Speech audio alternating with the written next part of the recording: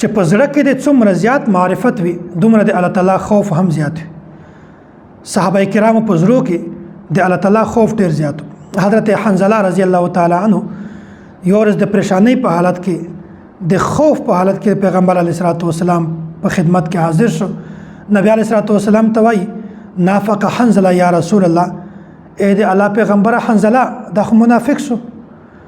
پیغمبر علیه الصلاۃ والسلام ورته فرمایل اے حنظله دا ته څه وایي؟ څرنګه حنظله منافق شو؟ په کومه وجه باندې؟ اواجه ورته بیانوي وایي اے د الله پیغمبره چې کله مونږ د تا په مجلس کې ناست یو د جنت تذکره اورو، د جهنم تذکره اورو، د آخرت خبرې اورو، بیا په یو وخت کې د مونږ زړونه ډېر سخت نرم شي، د دنیا نه د مونږ اعراض وشي، د مونږ زړونه د دنیا نه بالکل کټ شي، د آخرت فکر د مونږ په زړه کې پیدا شي، دومره زیاته نرمي د مونږ په زړه کې راشي. او یا رسول الله چې کله مونږ د دغه مجلس نه بهر ته وځو د مونږ د زړه کیفیت بدل شي، خپل کور والو سره ملاو شو، خپل بچیانو سره ملاو شو، د دنیا محبت بیا په زړه کې پیدا شي.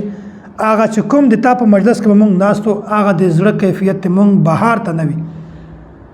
یا رسول الله دا خو د منافق نشانه وي چې یو دلته ناستو د مونږ د زړه یو حالت وي، بهر ته وځو د مونږ د زړه بل حالت وي. نبی علیه الصلاۃ والسلام ورته فرمایل یا حنظله ساعه و ساعه، اے حنظله دا څه د غبرهټ د پریشانی خبره نه ده، دا خو د وخت خبره ده. په یو وخت کې به تا زړه ډیر زیات نرم وي، په بل وخت کې به تا زړه ډیر کم نرم وي. نو اصل خبره دا ده چې د الله تعالی په حضور کې مدار په دغه شی باندې نه ده چې تا په زړه کې نرمي زیاته ده یا تا په زړه کې نرمي کمه ده، بلکې اصل خبره دا ده چې اصل دارومدار دا په اعمال باندې ده چې د انسان عمل د شریعت خلاف نه وي.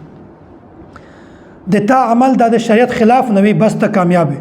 کچیرته د تا عمل د شریعت خلاف بیا ته همیشه لپاره ناکام.